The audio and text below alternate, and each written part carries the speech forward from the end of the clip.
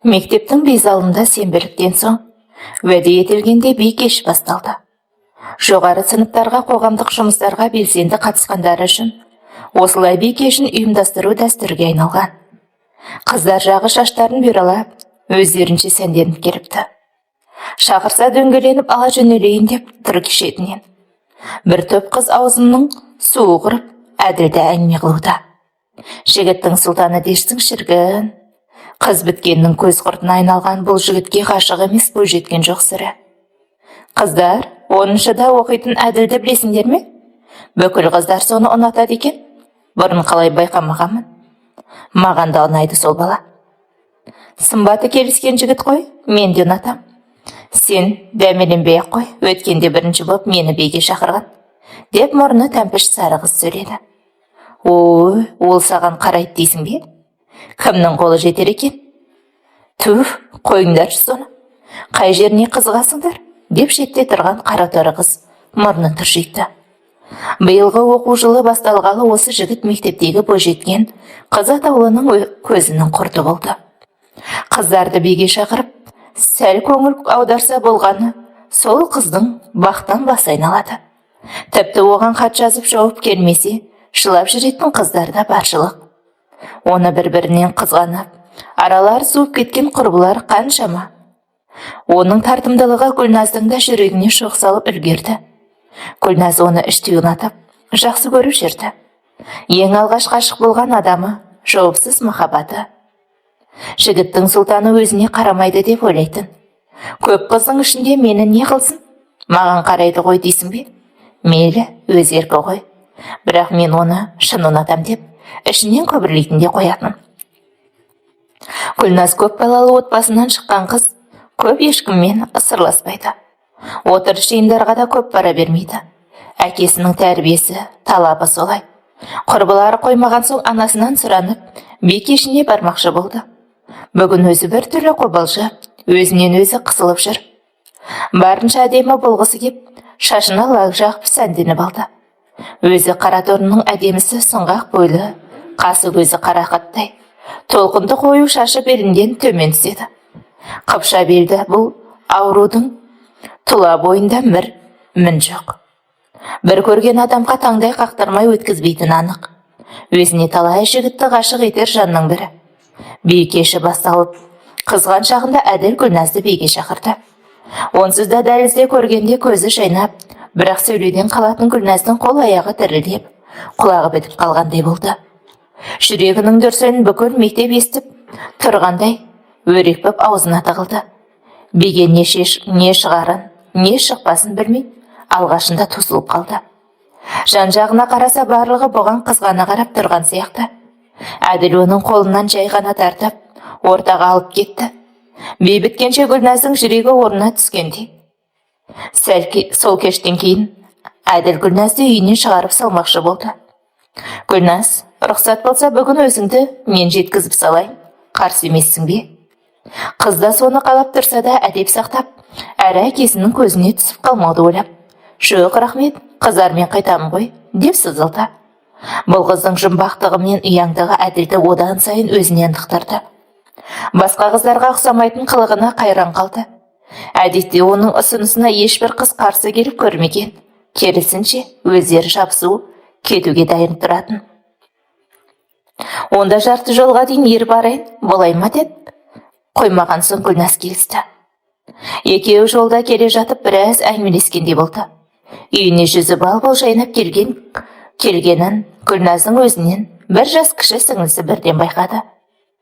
Байқайым, көзің от болып тұр ғой, деп қағыпты. Жоға, ештеңе, деп күлімдеген Гүлназдың айтпасына қоймады. Ішіндегісін ақтарып, айтып болам дегенше, түннің бір уағы болып қалды. Осындай бал-бұл жанған бақытты сәтте көзі ұйқыға ілінді. Сол би кешінен кейін Әділ мен Гүлназдың жұбы жазылмады. Өзі сүйген адамы кеп, сөз салғанда басқа бір әлемге түскенде күй кешіп, жүрегінде бір әуен пайда болғандай болды. Қыз жүрегі құлай сүйіп қалғанын жігіт те сезеді. Гүлназды кездестіргеніне ол да риза. Қандай жиын болмасын екеуі қолдарын ұстасқан күйі бірге жүрді. Әділдің бұл қызға деген еш арам ойы жоқ. Екеуінде таза, саф махаббат еді. Жаздың айлы түндерінде кеште бірге өткізіп, қыз жігіт боп жүргендерін көргендердің кейбірі шын сүйінсінсе, кейбірі еріндерін сылп еткізіп, көрде тұр екеуі ұзаққа бармайды. Әділді білеміз ғой, дейтін. Бірақ бұл жолы олай болмады. Әділ әскерге аттанғанша жұптары жазылмады. Араларына от салмақшы болғандар да табылды. Бірақ екеуінің бір-біріне деген шынайы сезімі ешбір қарсылыққа мойымады. Бір-біріне қатты бауыр басқаны соншалықты, үйге қайтар сәтте қимай қоштасатын. Үйге Әділдің жанында болғанда Гүлназдан бақытты адам жоқ еді. Әділ Гүлназды басқалардан өлердей қызғанып, қызғыштай қоритын. Әскерге кететін уақыт жақындаған сайын Гүлназ Әділге деген қимастық сезімі ояна берді. Уақыт келіп, әскерге кететін күнде келді. Әділ барлығымен қоштасып кете барды. Әскерге аттанар күні келіп қоштасып кетер, жүрегімнің үніне құлақ салар деп, қыз байғұс әбден күтті. Сыдыр еткен әр дыбысқа ереңдеп, жолын тосумен болды. Бірақ Әділ ол күні келмеді. Сүйген қызына қош деместен кете барды. Гүлназ соңғы сәтке дейін келер деп сарғайып күтумен, таңды көзбен атырды. Екі көзі төрт болып жанарына жас тола күткен әпкесіне Айназдың жаны ашып кетті. Қойшы соны, білесің ғой қандай екенін, келмесе өзі білсін. Соған бола көз жасыңды қорғылмашы. Ол саған лайық емес, жылама деп жұбатқан сынды. Мен оны шын сүйем, түсінемісің? Оған бауыр басып қалғаным соншалық, жүрегім езіліп бара жатқандай. Неге келмеді? Ол мені сүймегені ме? Мені неге шақырмады аттанар кешіне? Деп егілді. Гүлназдың ештеңеге зауқы соқпай, сүлесоқ күйде жүргеніне біраз уақыт болды. Баяғы жарқын жүзі бірте-бірте солғын тарта бастаған. Ол аздай Әділ кетерінде достарына Гүлназды мен білдіріп қойғамын деп айтып кетіпті. Онысы ешкімге қимай, өзіме ғана бұйырсын деген қызғаныштан туған сөзі болса керек. Бірақ ол сөз Гүлназды жерге қарататынын ол неге ойламайды екен? Осындай сыпсың сөз желді есіп кете барды. Гүлназ бұл хабарды естіп, төбесінен жай түскенде күй кешті. Сіңлісі, сенің мынауың не? Анау не бықсытып кеткен? Айттым ғой ол саған лайық емес деп. Мама папа естісе не болады? Әлде рас па бәрі деп шақшайды. Ант етем, біздің арамызда тек балалық махаббат. Ол маған тиіскен жоқ деп, ағынан жарылған Гүлназ тағы да жылап қалды. Өзі онсыз да салы суға кетіп жүрген Гүлназға бұл жағдай жағылған үстіне жұдырық болды. Гүлназ сонда да Әділді ойлап ұйқысыз түндерін өткізіп жүрді. Артынан жүгірген талай жігіттің бетін қайтады. Әділді күтетін ойы барын айтты. Себебі жүрегіндегі бір ғана адамға орын бар. Солай жүргенде Гүлназ мектепті тәмамдап, қалаға оқуға баратын болды. Мамасының қалада тұратын сіңлісінің үйіне орналасып, сауда-саттық училищесіне оқуға түсті. Өзінің саудадағы икемі болған соң, анасы осы оқуға түсіріп еді. Жақсы оқитын студенттерді бірінші курстан жұмысқа баулайды екен. Көбі студенттің ішінен көзге түскен Гүлназды директор шақырып алып, бір орыс келіншектің қасына киім дүкеніне жұмысқа орналастырды. Надя апай Гүлназды жылы қарсы алды. Оның дүкеніне бас сұққан еркек атаулы Гүлназға жақындағысы келіп, түрлі сылтаулармен жиі келгіштейтін болды. Ондай кезде Гүлназ жақтырмай, арғы бөлмеге кіріп кетіп шықпай қоятын. Оны байқаған Надя да, босқа дәмеленбеңдер, басы бос емес, Аллах жүріңдер деп, өз қызындай қорғайтын. Сөйтіп жүргенде Гүлназ ауылына қайтқысы келді. Өйткені әскерге кеткендердің ауылға қайтар уақыты таяп қалған еді. Гүлназ бастығынан сұранып көріп еді, жібермеді. Амалы таусылған қыз ауылдағы анасына үй телефонынан хабарласып, «Мам, сіздер сағындым. Ауылға қайтқым келеді, мені келіп сұрап алыңызшы» деп қиылды. Көп ұзамай артынып-тартынып ауылдан жеткен анасы бастығына кіріп қызын жіберуін өтінді. Сөйтіп әпке жездесінің қолында 2 жылдай жүрген Гүлназ туған ауылына қайтты. Ауылға келе сала өзіне ыңғайлы жұмыс қарастыра бастады. Ауылға қаладан келетін автобус тоқтайтын аялдаманың артында үлкен дүкен бар. Сол жерге орналасуды көздеді. Ондағы ойы Әділ келсе, сол аялдамадан түседі. Басқа жақта болса, мені көрмей қалар деп, қоймай жүріп сол жерге орналасты. Бір жағынан әлгі дүкенде Әділдің анасы да жұмыс істейтін. Ең болмаса анасы арқылы бір хабарын біліп қалармын деп үміттенгені тағы да бар. Бұл өмірде ең жаманы күту, сағыну, жете алмау, жауапсыз сұрақтарға жауап іздеу, белгісіздік, санасында Әділге деген сан сауал, ыстық сезім, жауапсыз махаббат. Қызды әбден тиықтықтатты. Гүлназ бірақ берілмеді, ол себебі Әділден басқаны көрмейтін. Әділге деген шынайы сезімінің жетегінде өз әлемінде жүре берді. Қаладан ауылға бір қыз келіпті дегенде естіген ауылдың қу тұяқтары сол дүкеннің айналасын торуылдаумен болды. Гүлназбен танысу үшін дүкен жағалаған бойдақтардың соңында есеп жоқ. Қыздың жұмыстан қайтар уақытында дүкен алды қараңдаған адамға толы. Гүлназды анасы өзі келіп ертіп қайтатын болды. Дүкенде өзімен бірге жұмыс істейтін саядайтын қыз сен келгелі дүкеннің саудасы жүре бастады. Сонша еркек баяғыда бұлай бас сұқпайтын. Бір екеуімен танысып көрсеңші деген болатын. Гүлназ танысатын құлық таныта қоймады. Жүрегінен ойып тұрып орын алған, Әділі тұрғанда қайтып өзгемен таныспақ еді. Дүкенде қаумалаған әлгі жігіттердің бірі саяға қызды шығарып берсең болды, қалғанын өзім қатырам, сөйлесейін деп қолға салып жүретін. Сөйтіп сол жігіт бір күні ойын іске асырмаққа әбден дайындалыпты.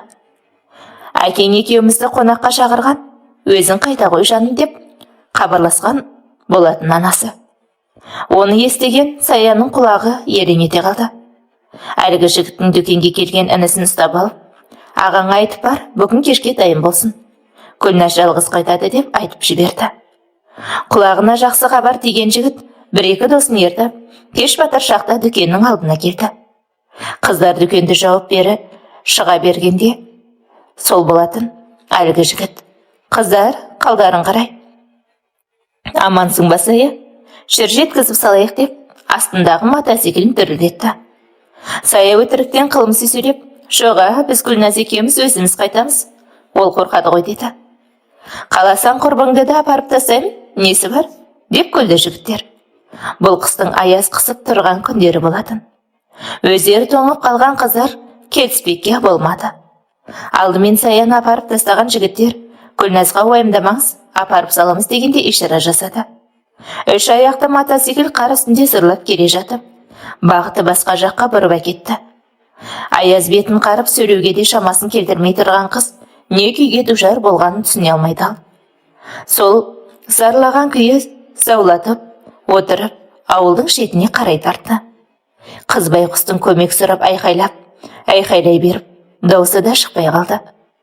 Жеткенше екі жігітпен арпалысып, мотоциклді аударып жіберердей болғанда. Айналада мұның даусын естір пенде жоқ. Бір кезде олар ауылда сыртқа тастап, бір шама ұзап кетті. Жігіттер әбден дайындалған екен, Гүлназдың үстіне ауыр тұлыпты жауып, сыртынан басып, ұстап отырды. Байғұс құстың күресуге әл дәрмені қалмай, басын төмен салып, дел сал күйде отыра берді. Гүлназды алып қашқан сол ауылдың жігіті Бекен болатын. Гүлназдың 4-5 жас үлкендігі бар. Жігіт Гүлназды көргенде аузы ашылып, хор қызын көргенде таңырқап қалып еді. Күнде келіп сыртынан бақылап кетіп жүрді. Ақыры шыдамы таусылып, Саяға өтініш айтып жүргенде өзі Гүлназды кім бірінші алып қашады деп дүлей жігіт Бекен жігіттер арасында пәстересіпті. Сол ойын іске асыру үшін Гүлназдың жолын тұруылдағандардың шаң қаптырып кеткеніне өзі мәз. Ауыл іші шағын болған соң әке шешесі келіп алып кетер деген оймен қызды көрші ауылдағы әпкесінің үйіне алып қашты. Гүлназды әкелген соң бой жылытып, алу үшін шай тамағын беріп, түпкі бөлмеге апарып жатқызды. Суыққа әбден тоңып қалған қызның жаурағаны ма, әлде танымайтын мына адамдардың не ойлағаны барын білмей басы қатты ма? Әйтеуір солғылдап жылай берді. Мені босатыңыздаршы, жайыма қалдырыңыздаршы деп жалынды. Бірақ оның үнін құлаққа ілер пенде жоқ. Қараңғыда келген соң, қайда келгенін білмей, екі көзі шарадай болған қызды бір аптадан астам уақыт осы үйде күштеп тығып ұстады. Қыздың сырт киімдерін тығып тастап, далаға шықса да қасына бір адам еріп шығып жүрді. Осы бір апта Гүлназ үшін өте ауыр болды. Әлгі Бекен осы аптаның ішінде Гүлназды күштеп төсекке сүйреп дегеніне жетіп үлгерді. Бұл кезде Гүлназдың ата-анасы шарқ ұрып қыздарын іздеп сабылып жүрген болатын. Барлық жерге суреттерін іліп милицияға да арыз қалдырды. Қыстың күні адасып үсіп қалды ма деп те уайымдаған анасының етегі жасқа толды. Қыздары табылмаған соң, көрші ауылдардан да іздестіре бастаған кезде, Бекеннің туыстары қыздың үйіне хабаршы жіберді. Қыздарының тірі табылғанына қуанған ата-анасы тездетіп қуғыншы жіберді. Гүлназ байқұс бүлініп қойғаннан соң, әке-шешесіне жерге қаратпайын деп, бәріне көніп, сол босағада қалатынын айтты. Тек содан кейін ғана олар Бекеннің ауылдағы үйлеріне қайтты. Ауыл советке барып некелерін қидырып, ақ орамал тағып, сол үйдің келіні боп шыға келді. Әділдің анасы ұлына жазған хатында Гүлназдың тұрмысқа құрғаны туралы да тілге тиек еткен. Ол жаңалықты естіген Әділ құдды қаралы хабар естігендей, 3 күн нәр сызбай, көз ілмей жатып қалды. Көз алдына баяғы бақытты күндері елестеп, сүйген қызына деген ынтық сезімі одан сайын тулады. Сүйген қызы өзгенің құшағында жатқанын елестетіп жанын қоярға жер таппады. Жаны жаралы солдатты командирі түсініп, аса мазалай қоймады. Қыз тұрмысқа шықты десе де Әділ Гүлназдан еш күдер үзгісі келмеді. Қайдан үзсін? Көп қара көздің ішінде Әділ үшін ерекше жаралған бұл қыз оның жүрегінен ойып тұрып орын алды. Ол Гүлназды шын сүйетінін әскерге кетіп, бара жатқанда-ақ түсінген. Гүлназбен қоштаспай кету себебі достарымен бәстесіп, қоштаспай кете аламын деп сөз берген екен. Бірақ кетіп қалған соң онысына бармақ тістеп өкінгенін жасырмады. Беташар өтіп жөн жоралға жасалып, арада біраз уақыт өткен соң, Гүлназ дүкендегі жұмысына оралды. Гүлназ бен Бекен отау құрды деген аты болмаса, Бекеннің үйде болуы сирек. Кеш батса келіншегімен үйде отырғанның орнына достарымен сыралатып кетіп, таң ата келеді. Тіпті ол жігіттің Гүлназға деген алып ұшып тұрған сезімі де жоқ сияқты көрінеді. Онысымен қоймай Гүлназды жерге жатқан ағаштан да қызғанып, жөнсіз қол көтере беретін. Бір күні жұмыста жүргенде Әділдің анасы барлық бірге жұмыс істейтін келіншектерді үйіне қонаққа шақырды. Ішінде Гүлназ да бар, енесіне жағдайды айтып сұранып еді жіберді. Сөйтсе Әділдің әскерден аман есен келген құрметіне қонаққа шақырған екен. Сол күні Гүлназ Әділін көрді. Дастархан баста екеуінің көздері түйісіп қала берді. Сен неге мені күтпедің, ақмақ қыз? Сені қалай сүйетінімді білсең ғой деп, жігіт іштей күйзелсе, менің мына түрімді көрдің бе? Сені күтуіме мұрша бермеді ғой, қайтейін деп, Гүлназ мүжілді. Сондай ойлармен екеуі бір-бірінен ұзақ көз алмай қарасты. Шыдай алмаған Әділ былай шыға бере, ешкімге байқатпай Гүлназды оңаша бөлмеге кіргізіп алып, сені қалай сүйетінімді білсең ғой. Неге мені күтпегенсің? Мен саған жазып едім ғой, хаттарымды алдың ба деді. Мен де сені сүйдім, бірақ амал не, алып қашып кетті. Ешқандай хат көрмедім деп жылап, жіберген қызды қапсыра құшақтап алған Әділ бас салып сүйе бастады. Алғашқыда қашқақтап қарсыласқан Гүлназ сүйген жігітінің құшағына ене берді. Әділдің жеңгелер кеп, әй қайным, мұның не? Жібер оны, отбасылы адамда нең бар?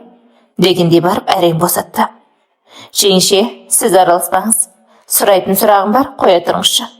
Гүлназ, жаным, сені өлердей сүйетінімді әскерге кетерді-ақ түсіндім. Маған сенен өзге ешкім керек емес. Тек шыныңды айтшы, аяғың ауыр болмаса қашып кетейік бірге. Өтінем айтшы, аяғың ауыр емес қой, иә? Иә деші, екеуміз бірге кетейік бұл жақтан деді. Гүлназдың көзінен ащы мұншақтар тоқтаусыз үзіліп жатты. Ішінде 2 айлық бала біткенін өзі де жақында ғана білген. Сөйтіп қос ғашық мәңгі бірге бола алмайтындарына көзі жетті. Көзіне ызалы жас толған Әділдің құлағы бір естіп, бір естімей есікті тарс жауып шығып кетті. Не бірге бола алмай, не алыстап кете алмай, Гүлназ жылап қала берді. Енді Әділ үшін өмірдің мәні қалмағандай. Арада біршама уақыт өткен соң, ойланбастан артынан жүгіріп жүрген қыздардың біріне үйлене салды. Анасы тезірек немере сүйгіз, немере бағып, әже болайын деп жүрген болатын. Ал Гүлназдың ол үйде көрген күні бұлыңғыр еді.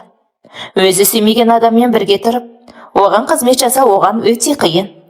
Сөйтіп жүріп алғашқы сәбиін дүниеге келді. Гүлназды адам екен деп санамайтын Бекен, босандың ау деп көңіл бөліп, ықылас танытқан жоқ.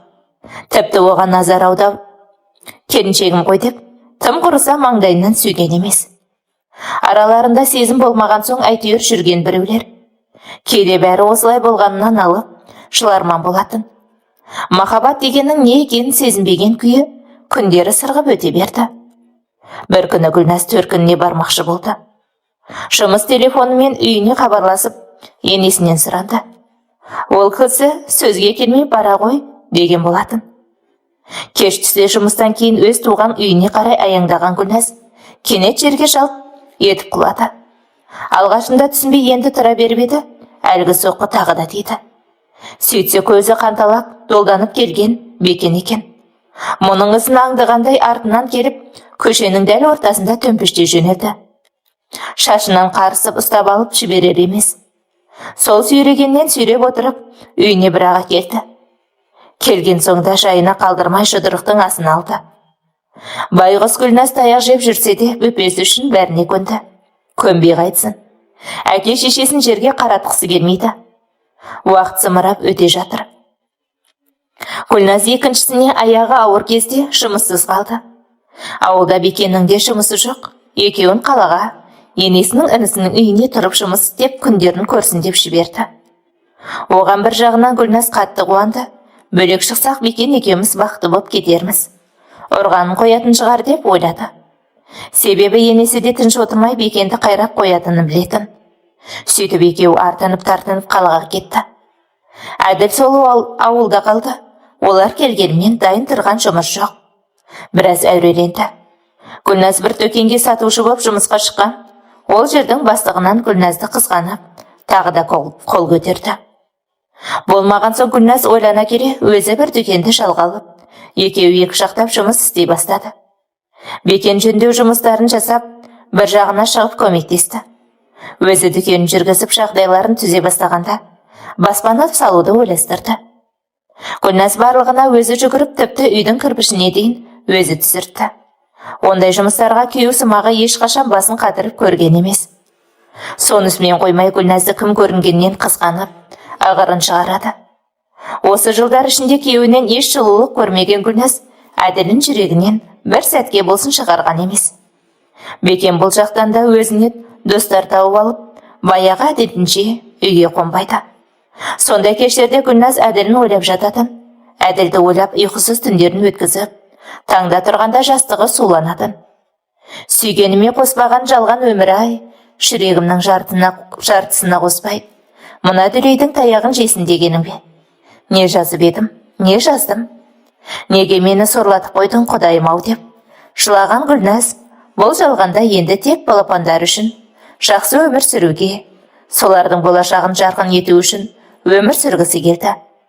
Қанша жерден таяқ жеп тұрса да балаларын әкесіз қалдырғысы келмеді. Әкесіз әркімге жаутеңдеткісі келмеді. Әйтпесе Бекенсіз ақ аяғынан нық тұруына шамасы келеді. Жаңа үйге қоныс аударғалы бері Гүлназ өз-өзіне қарап, сұлулығын одан әрі әрлеп, еңсесін тік алып жүруді әдетке айналдырды. Дүкен жұмысының айы оңынан туып, отбасылық кәсіптерінің тасы өрге домалай берді. Оның бәрі осы бір Гүлназдың етінің тірлігі, пысықтығының нәтижесі болатын. Қандай да құжат немесе келісімдерді Гүлназ өзі жасай береді. Қолы бос болса да балаларын бақшаға барып, алып қайту, көмір түсірту, отын жару деген жұмыстарға бас ауыртып көрмеген Бекен әбден талтаңдап, дайын асқа тік қасық болып жүре берді. Оның бар шаруасы Гүлназдың әр қадамын аңдып, бақылап жүру. Болмашыдан дау шығарып, әйелін тығырыққа тіреуді ғана білетін Бекен біраз өнерін көрсетті.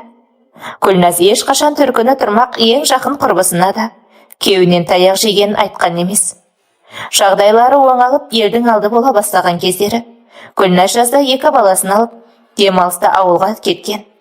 Сол сәтті пайдаланып Бекен қатын-қалаш жағалап, сайранды салып жүр. Гүлназ бұрыннан да күйеуінің артық жүрісі бар екенін, оның көзінен шөп салып жүргенін сезетін. Бірақ көзбен көрмеген соң, оған деген сезімі лаулап тұрмаған соң мән бермейді.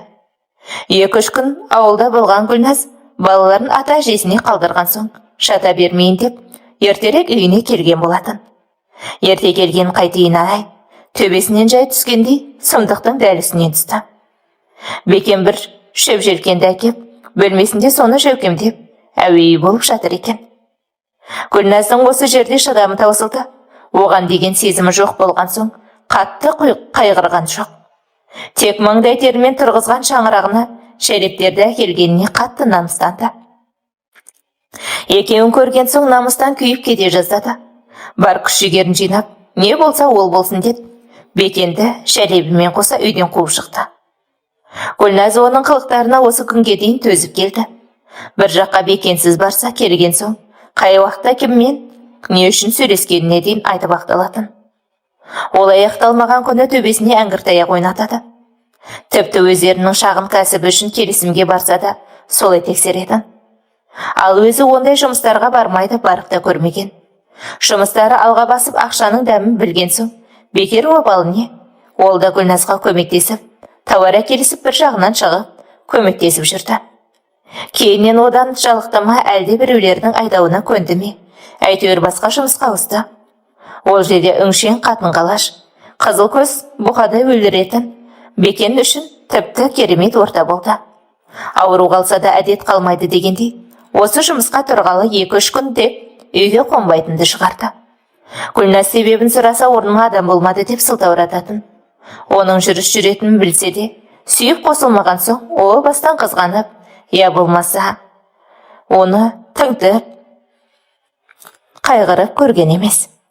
Бар ынтасын балаларының болашағына сарп етуді мақсат еткен Гүлназ кәсібін дөңгелете берді. Барлық ауыртпалық бір өзінің мойнында болса да, еш мойымай тек алға жүруді ойлады.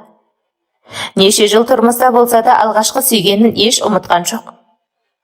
Әлі де сол адамға ғашық. Жүрегінде соған ғана орын бар. Сол кеткеннен оралмаған Бекен достарының үйін жағалап жүрді. Бірақ олар қашанғы қонақ етсін. Бәрінің де өз отбасы жағдайы бар дегендей. Әркімнің үйіне бір жүріп, күйісі кеткен Бекен үйіне оралудың бір амалын тапты. Ауылдағы Гүлназдың ата-анасының үйіне барып, Гүлназбен сөйлесіп, біреулерін өтінді. Қыздарынан Бекен туралы жаман сөз естімеген ата-енесі Бекенді жылы қарсы алды. Ақыры дегеніне жеткен Бекен Гүлназдың әке-шешесін алып, қаладағы үйіне келді. Әке-шешесін ортаға салып кеп тұрған соң, Гүлназ амалсыздан кіргізді. Кіргізбей қайтсын, өлердегі сөзін айтып, мүләйімсіп келіпті. Әке-шешесінен ұялғанынан кіргізді. Гүлназ бен Бекен сырт көзге өте үлгілі, үнемі қол-ұстасып бірге жүретін, бірін-бірі шексіз сүйетін жұп сияқты көрінеді.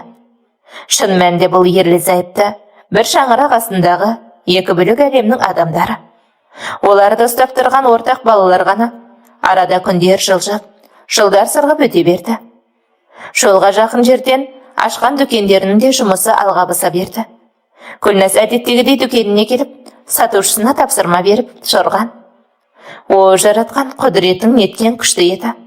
Неткен шебер едің, жаратушым. Неше жыл жүрегімнің түбінде сақтаған қашығының есімін әлде бір күш аузына салғандай. Әділ, әділ, менің әділім ғой. Жаным менің, сен бісің, әділ деп сыбырлап қайталай берді. Бұл рас па? Соның өзіме түсім емес пе? Өзін шымшып көрген Гүлназдың жүрегінің дүрсілей деген дүкен ішін шарлап кеткендей болды. Шынымен менің дүкеніме кірген сол ма? Иә, бұл сол әділ. Гүлназға әскерден том-том қат жазған қашығы. Әскерден келе сала қашып кетуді ұсынған сүйгені. Бірнеше жылдар өткен соң, қос қашық осылай кездесті. Әділ, сені сонша жыл күттім ғой. Бір көруге зар болдым.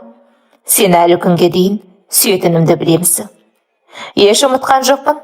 Жүрегімнің үнін қасындағылар естіп қоятын сияқты. Тез есін жиып алды. Дәл осы жерде екеуінің көздері түйісті. Бір-бірін анадайдан таныған қос қашықтың жүректерінің соғысы бір жерден естілгендей. Ұзақ көз алмай қараған екеуі бұл жолы аман саулық сұрасқаннан әріге бара алмады. Себебі дүкен ішінде Гүлназдың көмекшілері, жүк тасушылары кіріп шығып жүрген болатын. Әділ дәл осы жерден сүйген қызын кездестіремін деп, үш ұйықтаса да түсіне кірмеген. Көлігімен өтіп бара жатып, керегін алуға кірген бетіз болатын. Оның да жүрегінің соғысы жиілеп, алғашқыда аузына сөз түспей тосылып қалғаны да сондықтан. Тау мен тау кездеспесе де адам мен адам кездеседі деген рас-ау. Сонша жылдан соң қос ғашықтың кездесуі тегін емес. Сол күннен кейін Әділ Гүлназдың дүкеніне тағы да бас сұқты. Бұл жолы Бекен оны сыртынан байқап қалып, кешінде Гүлназды тергеуден астына алды. Сондағысы басқа дүкен құрып қалып па? Мұнда неге келген? Саған неге тесіліп қарайды деп, мыжыма детіне басты. Гүлназ мұндайда үндемей құтылуды жөн көрді. Бекеннің ондай мылжың сөздеріне құлақ етін өліп кеткені қашан. Гүлназ дегенде Әділді алғаш көрген күні таңды көзбен атырды. Баяғы 16 жасар қыз секілді жүрегі өрекпіп, жігіттің ұсынысын жаңа қабылдаған кездегідей сезімді бастан кешірді. Жүрегі алып шып соны күтетін сияқты. Жүрегінде өзге бір әуен ойнап, ғашығы әне-міне келіп қалардай жан жағына қарағыштап жүретін болды. Көз ілініп кетсе, түсінде көріп, сезімі одан сайын үдей түсті. Бұрын көрмеген көздерінде жүрегінің түкпірінде жатқан ұшқын біртіндеп орта тұсқа кеп қалғандай. Гүлназ бұдан әрі шыдай алмасына көзі жетіп, Әділмен оңаша сөйлескісі келетінін түсінді. Оған қояр баяғы жауапсыз сұрақтарының жауабын білгісі келді. Сөйтіп Әділмен оңаша сөйлесудің амалдарын іздей бастады. Бекен басқа қалаға сапармен кеткен күн, ойламаған жерден дүкенге Әділ келе қалды. Гүлназдың іздегені алдынан өзі келді. Баяғыдан көкейінде жүрген сан сұраққа жауап алу үшін телефон нөмірін жазып алып қалды. Гүлназдың еш арам ойы болған жоқ. Тек баяғыда әскерге кетерінде неге жаман сөз айтып кеткенін сұрап білгісі келді. Жай ғана сөйлескісі келді, бар болғаны сол. Нөмірді алуын алғанмен оған хабарласа қойған жоқ. Блокнотына жазған күйі сақтаулы. Бір күні көтерме базардан бір тапсырыстарын алу үшін көлік керек болды. Ол кезде Бекен қалада жоқ еді. Бекен қалаға Гүлназға көлік тізгіндеуге рұқсат бермей, баратын жағына өзі апарып әкелетін. Ол жоқ болған соң, әлгі сұрақтарына жауап алармын деп Әділге хабарласты. Әділ де оның қоңырауын күтіп жүрген екен. Қызбен жаңа танысқан бозбаладай телефонына жиі қарап жүретін. Ол да жақын жерде жүрсе керек, сыр етіп келе қалды. Ол келгенде 18-дегі қыздай толғып, құдды жігітмен кездесуге бара жатқан арудай толғыды. Неше жыл жүрек түкпірінде сақтаған сезімі қайта тұтанып, лап етіп жанып кетердей, көлікке отырғаннан бастап екеуі әңгімелерін айта бастады. Өте бақытты екенсіңдер, тәрбиелеп отырған балаларыңды да құтты орындарын тауыпты. Бизнестерін дөңгелеп тұр. Сен үшін қуаныштымын, Гүлназ. Мен алғашқы некеден ажырасып кеттім. Арамыз о бастан ақ дұрыс болмады. Одан 3 балам бар, бірақ қазір онымен мүлдем араласпаймын. Балалар өздері келіп тұрады деп төмен қараған Әділдің сөзін Гүлназ жалғап кетті. Баяғыда әскерге кетерде не үшін мені білдіріп қойғамын деп айтып кеттің. Сені ешкімге қимадым. Солай айтсам ешкім жоламас деп ойладым. Бірақ амал не? Сен маған бұйырмапсың. Екеуі әлі де әңгімелерін айта берер ме еді? Межелі жерге жетпегенде. Базардан керегін алған Гүлназ қайтадан көлікке кеп жайғасты. Екеуі дүкенге жеткенше баяғы естеліктерін сөз етіп айтып отырды. Кетерінде бір-бірімен қимай қоштасты. Сол күннен бастап екеуі әрнені сылтауратып, кездесіп бірге тамақтануға барып, оңаша сөйлесіп жүрді. Жұмысы барысымен баратын жерлеріне осы Әділ апарып жүрді. Бір сөзінде Әділ, маған деген сезіміңді балаларыңа берген шығарсың. Мені ұмыттырған шығар деп қалды. Алғашында онша да ашыла қоймаған Гүлназ осы кездесуінде ағынан жарылды. Сен өткенде мені бақытты жанұяң бар дедің ғой. Ол мүлде сен ойлағандай емес. Сені ұмытатындай сезім болмады. Осы жылдар ішінде мен ол кісіден бір жылулық көрген емеспін. Жүрегімде де сен ғана болдың. Сондықтан болар, ол да менен еш жылулық сезген емес. Сүймейтін адамның бір жамырақ астында тұру, бір төсекте жату қиынның қиын екен. Маған жылы сөз айтпақ түгілі ешқашан құшағына алған емес. Бір-бірімізге суып кеткелі қашан. Оның маған деген сезімі болмаған. О бастан ақ солай. Тек бәстен жеңу үшін алып қашты мені, түсінесің бе? Ол мені шын сүйіп тұрса да, сені тез ұмытарым еді. Бірақ мен одан махаббат, сезім, жылулық дегендерді көрмедім. Сондықтан да сені ұмыта алмадым дегенде, Гүлназ өзін ұстай алмай жылап жіберді. Ешқашан біреуге мұңын шағып көрмеген Гүлназ, сырт көзге мықты көрінетін Гүлназ, бұл жолы бүге шүгесіне дейін ішіндегісін Әділге ақтарды. Әділ оның бір сөзін бөлмей тыңдады. Оның да жүрегі тілім-тілім боп қанжылап тұрды. Гүлназ, егер сен менің хаттарымды алғанда мұндай күйге түсірмес едім. Неге сол хаттар саған жетпеді? Бірнеше рет жаздым, бірақ жауап жоқ. Мен әпке жездемнің үйінен ауылға кетіп қалғанда ол хаттар келіпті. Сосын әпкем оны жоғарыға қойып, ауылға барғанда берерін деп ойлаған. Арада біраз уақыт өткенде әлгі хат ұмытылып қалып қойыпты. Кейіннен олар хатты тауып алғанда мен тұрмыста едім. Сосын жездем оларды тастай салыпты. Сөйтіп хаттың маған жетпеді деп төмен қараған Гүлназды Әділ құшағына тартты. Гүлназдың жүрегі атқақтап тулап қоя берді. Орта жасқа келсе де алғашқы махаббатын ұмытпаған Гүлназ қарсылық көрсетпеді. Бекеннің мұндай махаббат көрмеген Гүлназ сол кезде еркек құшағының жылуын сезінді. Жай ғана құшағына қысқанға бақыттан бас айналып, жүрегі орнына түскендей. Екеуінің жасырын кездесуі біраз уақытқа созылды. Бекен де баяғыдай тергеуін қойды. Өйткені ол да жұмысындағы бір келіншекпен әуей боп жүрген. Гүлназдың өз өмірі оның өз өмірі боп, шаңырақтары шайқалудың азақ алдында тұрды. Бірақ Гүлназ оны ойлап еш бас қатырмады. Бар ойы Әділде. Бір жаққа бару керек болса дереу соған хабарласады.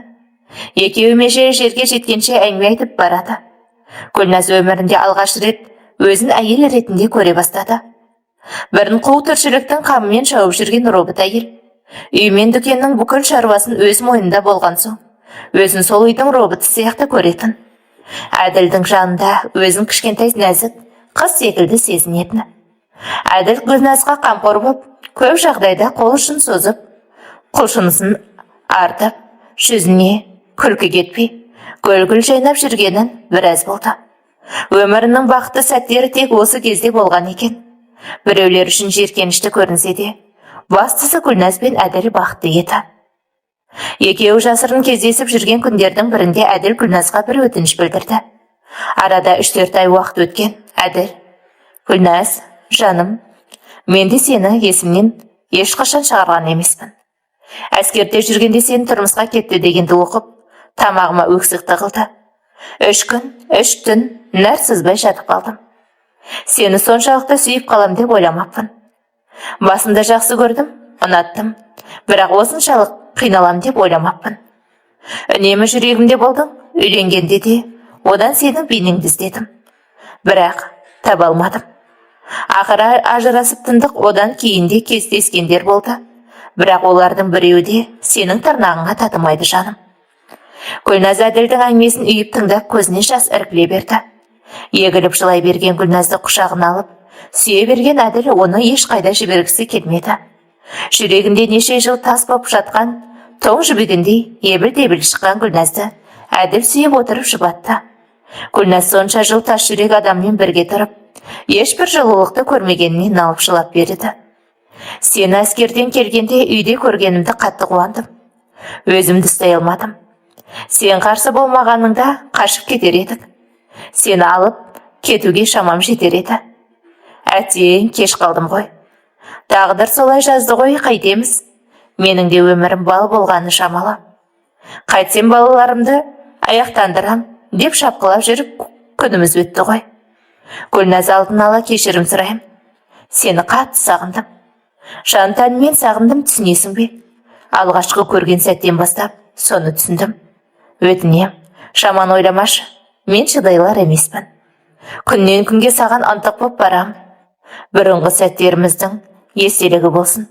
Маған бір түніңді сыйлашы, деді Гүлназ абдырап, алғашында қызарып кетті. Жауабын дәл қазір бер демеймін.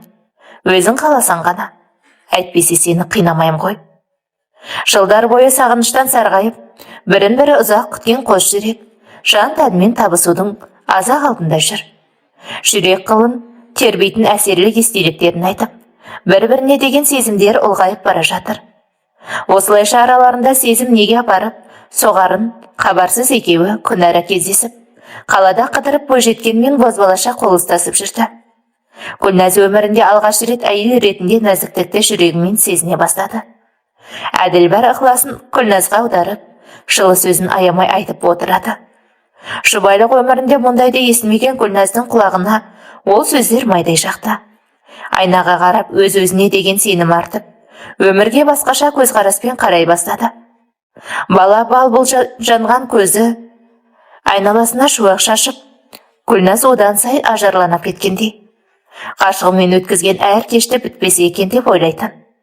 Тіпті оның өтініші туралы жиі ойлайтын болды. Басында ол туралы ойлауға тырысатын.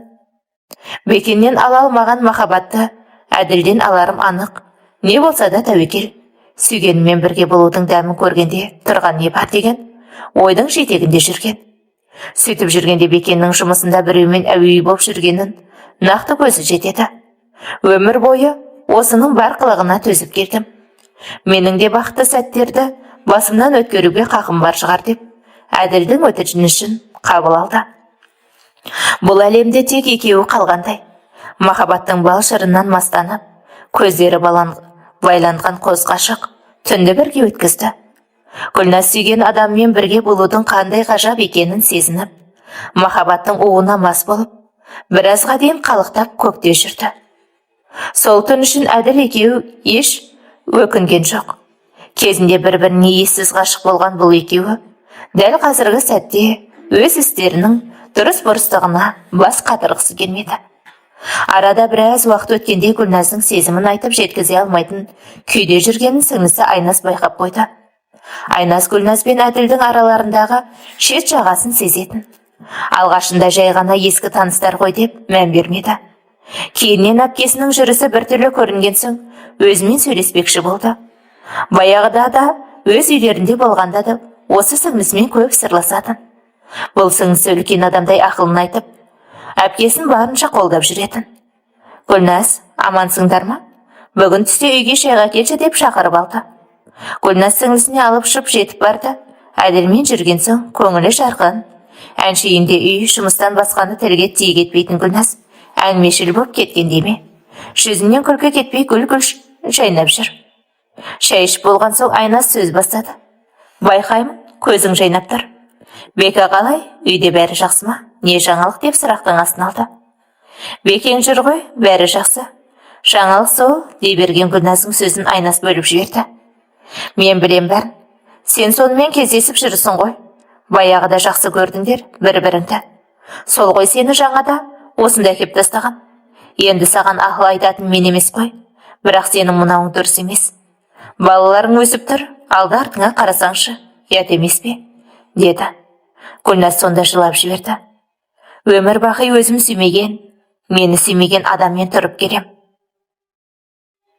Бекен мені бәстен жеңу үшін көрсе қызарлықпен алды. Балалар үшін шыдап жүрдім. Ішкен ащы суына да көндім, таяғына да көндім. Әйелді қызметімді де дұрыс атқардым. Ал ол маған бір зат сияқты қарайды.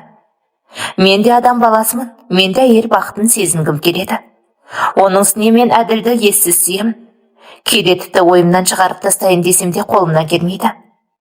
Апалы сіңлі қыздар көздеріне жас алып, сыр айтысып ұзақ отырды. Мен білем, дұрыс емес екен. Менің өмірде ең әлсіз тұсым осы болды. Оны шексіз сүйемін. Отбасым бола тұра өзгені ойлаудың да күнә екенін жақсы білем. Бірақ мен оны ұмыта алмадым. Мәңгі жүрегімде қалды қайтейін деп, егілген Гүлназ үнсіз отырып қалды. Екеуінде де үн жоқ. Гүлназ, әпкетайым, мен сені түсінем. Бірақ жездемнің мінезін білесің ғой, ертең өзің қиналып жүрмеші. Сол күні Гүлназ үйіне келген соң жалғыз қалып өкіріп, тұрып жылады. Қосыла алмай арманда қалған қашығы, Бекеннен көрген қорлығы, бәрі-бәрі оның жүрегінің тілім-тілім шығарды. Неге қорлық көргенше баяғыда ақ ажырасып кетпедім екен?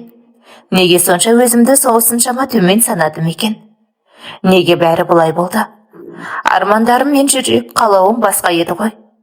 Мені осылайша сынайын дедім бе жаратқаным. Гүлназ әрі қарай не боларын ойлап басы қатты.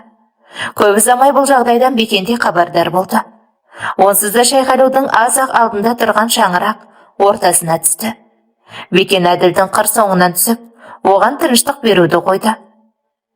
Қайда жүрсе де кесе көлденеңдеп, жолын кес-кестеп жүргенін білген Гүлназ қорқайын деді.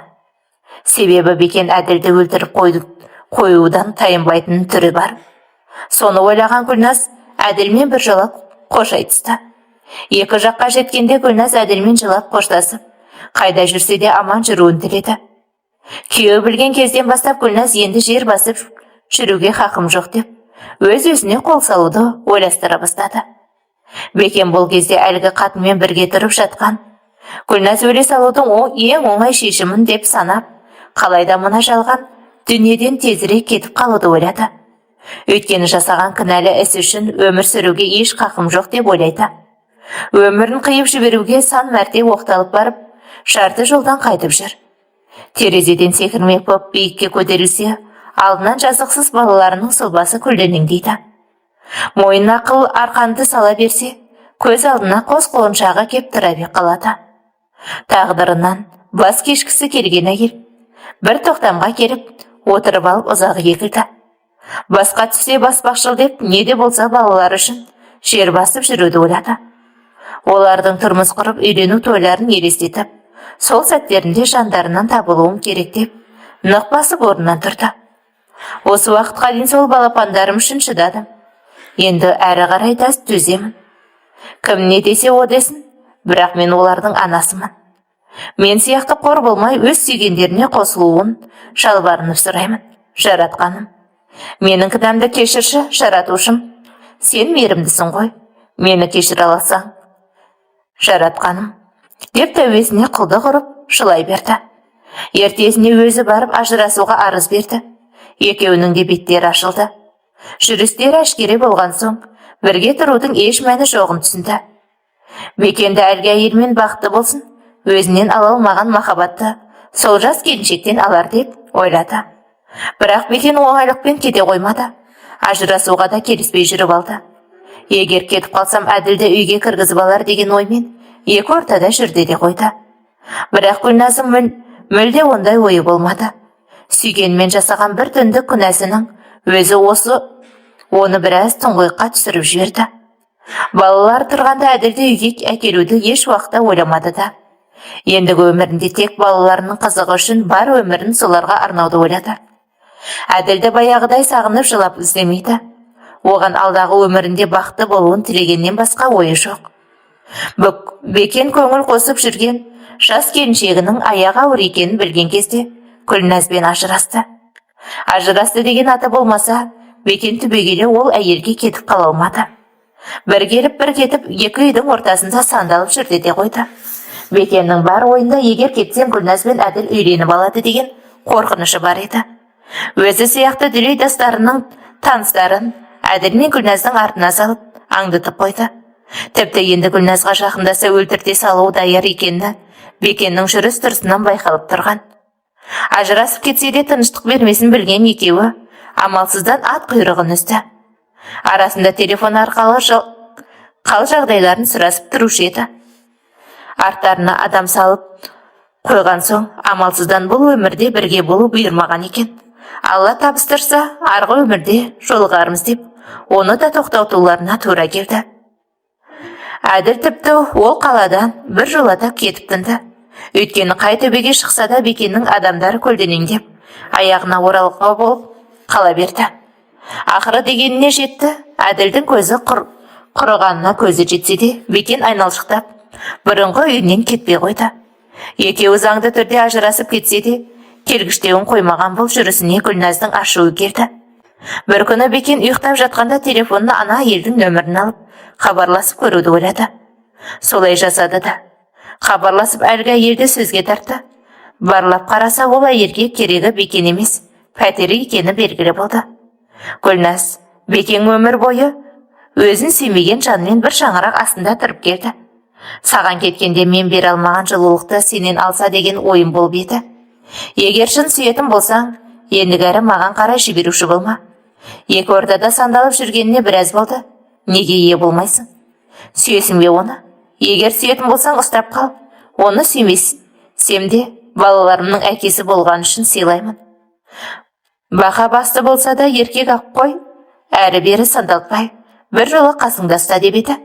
Әлгі қатын не айтып не қойған өзі білмей, ақыры өз ойынан хабар берді. Не сүйем, не сүймеймін демеді. Менің ішімдегі бала Бекеннен, ең болмаса сол баласы үшін қаладағы бір бөлмелі пәтерді атыма аударып берсін. Одан кейін мазаламаймын депті. Гүлназ бұл әйелдің дәл осылай айтарына еш күмәні болмап еді. Бекен қайта-қайта келгіштеп жүрген жүрісінен ақ түсінген болатын. Ұзын құлақтың естуіне бойынша ол қатын әлі өз байынан ажыраспаған көрінеді. Оғанда бір келіп, бір кетіп жүрген шерекпе біреу дейдіміз. Бекеннің ешқайда кетпесіне көзі жеткен Гүлназ болған жайты Бекенге айтты. Ол әйелге сенің дүниең мен үйің ғана керек екен. Сенбесең міне деп ақиқат ақтарды. Анығын біл, бала шынымен сенен бе, кен? Сенен болса өзі, үйсіз күйсіз біреу болса, баланы біз алайық. Егер көнсе солай болсын деп жіберді. Арада біраз күн өткенде Бекеннің жүзі сынып қайтып келді.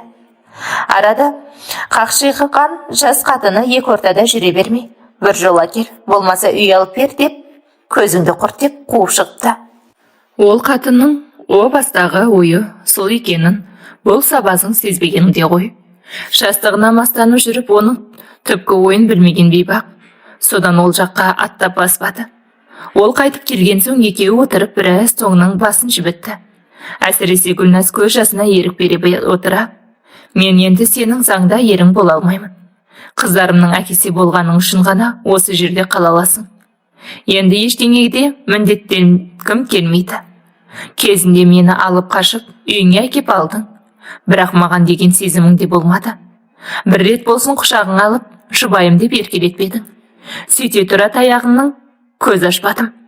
Ащы суды сіміріп кеп, ойыңдағыны жасап алысқан соң, әрі қарап қорылға бастың. Одан қалса төсегіме кім көрінгенді әкеп ойнас жасадың. Менен енді не күтесін деп, жылдар бойғы өкпе ренішті шайып салды. Өзі де бір жеңілдеп қалғандай терең тыныс алды. Бекенде үн жоқ. Үнсіз басын шұлғып отыра берді. Не кешір демеді, не басқа демеді. Басқа барар жер, басар тауы қалмаған Бекен. Гүлназбен бір шаңырақ астында тұруына тура келді. Гүлназбен айналшықтап кете алмады. Осы оқиғалардан соң Бекен баяғыдай қатын қалаш жағалап кетпейтін болды. Екеуі қайтадан некесін қидырмаса да бір шаңырақ астында тұрып жатыр. Бір төсекті бөліспесе де, сол шаңырақтың екеуі де ұзап ешқайда кетпеді. Арада біраз уақыт өткен соң қыздарын ұзатып, құда-құдағи атанды. Көп ұзамай немерелі болып, ата-әже болды. Ендігі бар өмірлерін қыздары мен немерелеріне арнамақ. Бақты жұбайлар бола алмаса да, бақты ата-әже болып отырған бұл екі жанның өмір баяны осылай өрілді. Бекен мен Гүлназ бір үйде тұратын ағалы қарындастай өмір сүріп жатыр. Гүлназ Бекеннің кірін жуып, тамағын істеп, барлық жағдайын жасайды. Тіпті сыртқа шыққанда да ең бақытты жұп сияқты көрінеді. Сырт көз оларды ешқашан әйдесіп көрмеген. Бір-біріне сүйікті де сыйлы жандар деп ойлайды. Шын мәнінде екі бөлек, тыныс алатын жүрек иелері. Гүлназ бен Бекеннің өз әлемдері бар. Екеуін байланыстырып тұрғаны да сол қыздар мен немерелері ғана. Ал олар өз отауларына кеткен соң, үйде мүлгіген тыныштық. Екеуінің бөлмесі де екі бөлек, жұбайлар бар әңгімесі таусылған. Гүлназдың бар арманы қыздарының өз сүйгендерінен бақытты да баянды болғаны. Әділге келер болсақ, ол жасы 50-ді еңсерген, шағында өзі құралпы жалғыз басты бір әйелмен бірге тұрып жатыр. Бірінші әйелмен ажырасқан соң ұзақ жылдар бойы ешкіммен көңіл қоспады. Себебі бір адамды сүйді. Кездескен барлық ұзын етектіден Гүлназды іздеді, таба алмады. Гүлназды кездестіргенде көңілі бір марқайып қалып еді. Оны да көп көрді ме, араларын ажыратып тынды. Сүйгеніне қол жетпесін түсінген әділ жалғызілікті боп, тағы да бір шама уақыт жүрді. Жасы ширек ғасырдан асып бара жатқан шағында, қалқайып қасында жүрсін деп, бір әйелмен бас қосуды шешті. Бірінші әйелмен бірге кеткен 3 баласы анда-санда келіп, немерелерін әкеп тұрады. Оның да алданышы сол өзінің кішкентай көшірмелері. Осындайда шын ғашықтар қосылмайды деген сөздің рас екенін тағы иланасың. Ешкімге сырымды білдірмеймін. Сізге ғана ағымнан жарылып, ішімдегі сырымды жүрегімнің үнін айтқым келді. Жастар, әсіресе әйел адамға менің басымдағы қиыншылықтарды бермесін. Кішкене болса да әйелдер ойланса екен. Алып қашып зорлап, көндіріп таяқпен қорғытып ұстау, жас кезінде ондайға жол бермесін. Мен қазір жол бермес едім, өмірім қайтып келсе, деп кейіпкердің сөзімен жазбамды аяқтағым келеді. Әңгіменің соңына дейін тыңдағандарыңыз үшін алғысымыз шексіз. Әңгіме ұнаса лайк басып, және пікір қалдыра кетіңіздер.